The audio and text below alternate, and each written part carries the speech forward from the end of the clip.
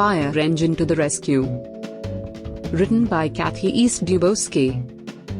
Illustrated by Shirley Beckes. Blazy was a brand new fire engine.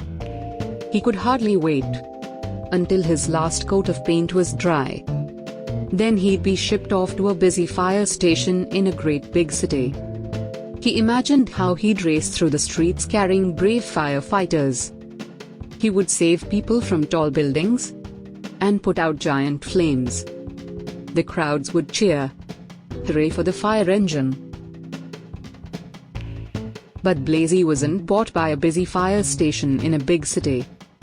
Instead, he was delivered to Spring Gardens, a small town where there were no tall buildings and no crowds.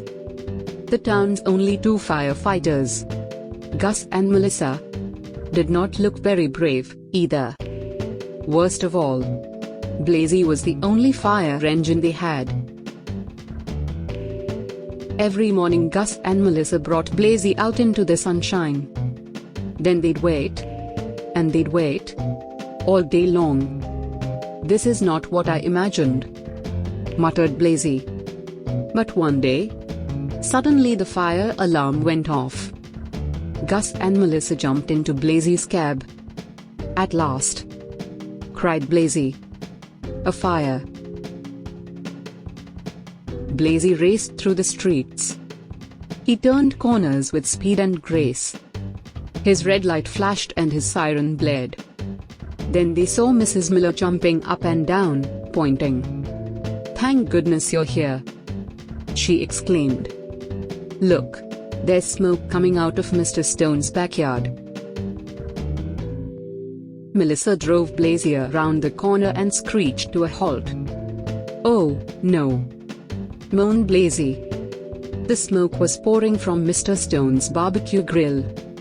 "Where's the fire?" asked Mr. Stone. Blazy was very disappointed. But the next day the fire alarm rang again. "This one is going to be a real fire," said Blazy. "I can feel it in my hoses." But there was no fire. Billy's cat had climbed up a tree, and Billy had climbed up to get her. Now Billy and his cat were both too scared to come down. "I can't believe it," groaned Blazy. Of course, it was good to stretch his ladder. And Blazy liked it when Billy said, "Wow, what a neat fire engine. Thanks for saving us." But this was not the exciting life of firefighting that Blazy had dreamed of. Still, Gus and Melissa were very good to him. They polished his chrome so it was always shiny. And each day they checked his ladder, and siren, and hoses, to make sure they were in good working order. Best of all were the stories. Gus had been a firefighter for a long time, and had worked in many big cities. Blazy loved to hear about all the exciting fires he'd helped put out. Sometimes Blazy would dream of those stories. Only then he was the brave fire engine who drove Gus to all the fires.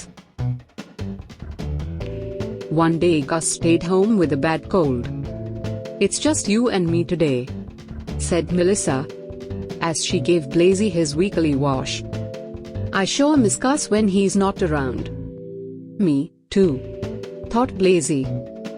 "I hope he gets better soon." Late that night the fire alarm sounded. "Another cat, I bet," thought Blazy. But there was something different about the way Melissa jumped into the cab and started the motor. "It's a real fire," she said. "It's at the apartment building where Gus lives." A real fire. Blazy felt his heart pound as they raced through the dark night. "Come on, Blazy," Melissa urged. To the rescue. Blazy was glad. He had practiced racing through Spring Gardens streets. He was glad he had practiced sounding his siren and flashing his emergency light. The apartment building was on fire. It lit up the night sky. The street was filled with frightened people. A real fire was not at all like the ones in Blazy's dreams. Suddenly Blazy saw someone trapped on the top floor. "Oh, no," he cried. "It's Gus." Blazy was scared. The fire was hot, and the thick smoke burned his eyes. "Don't worry, Gus, we'll save you," shouted Melissa.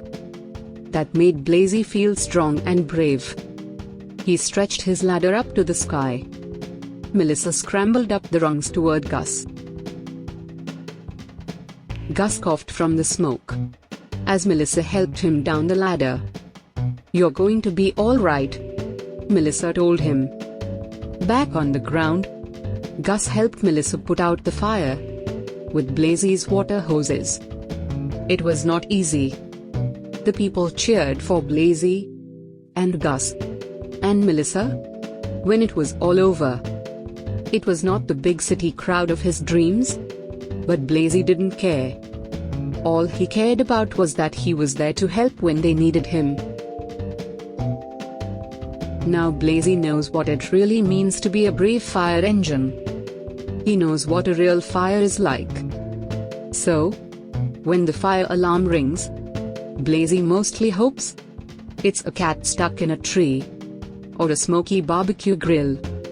But if Spring Gardens ever has another fire, Blazy will be ready to come to the rescue. The end. Thanks for watching and please subscribe my channel.